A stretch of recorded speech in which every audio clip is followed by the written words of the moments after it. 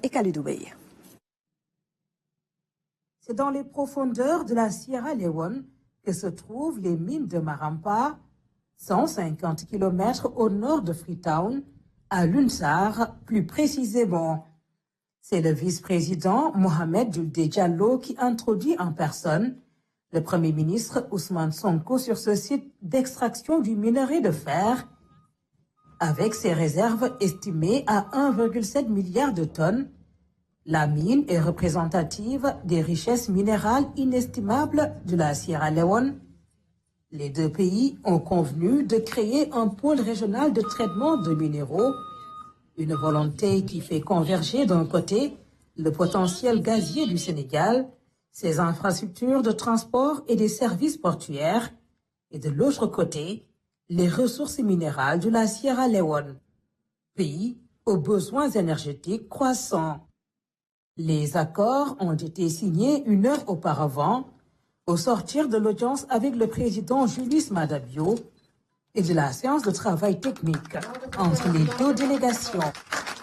Qui constituent surtout des avancées significatives dans l'objectif commun que nous avons de construire nos développements de manière endogène, de manière souveraine et en comptant sur nous-mêmes d'abord, sur les ressources dont le Seigneur nous a dotés et sur la mutualisation dans la gestion de ces ressources. La Sierra Leone est engagée dans une industrialisation créatrice d'emplois et de richesses. À Marampa, les exploitants de la mine ont tenu à présenter leur expertise et leur technologie de pointe. Ici, un concasseur d'une capacité de 3000 tonnes par heure. Le personnel sénégalais a été aussi fier de se présenter au Premier ministre. Des Sénégalais qui sont nombreux à évoluer en Sierra Leone, c'est dans les premières heures de la visite d'amitié et de travail du Premier ministre qu'ils ont été reçus pour échanger. Ils sont confrontés au pénible voyage des vols indirects et souhaitent être desservis par Air Sénégal.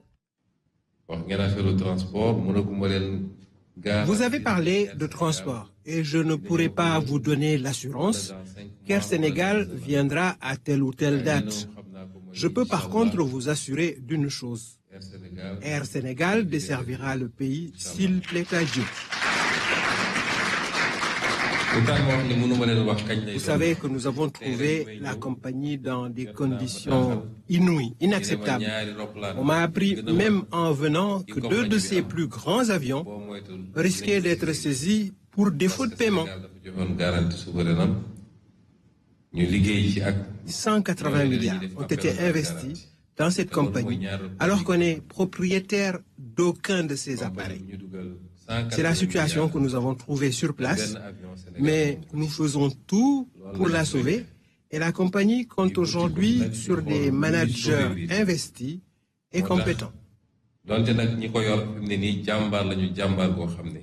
Autre difficulté, ni ambassade ni consulat sénégalais dans ce pays frontalier de la Guinée.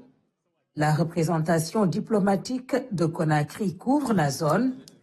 Le Premier ministre a été attentif à cette requête dans un contexte d'une nouvelle coopération entre les deux pays. Le dialogue national sur le système politique s'est achevé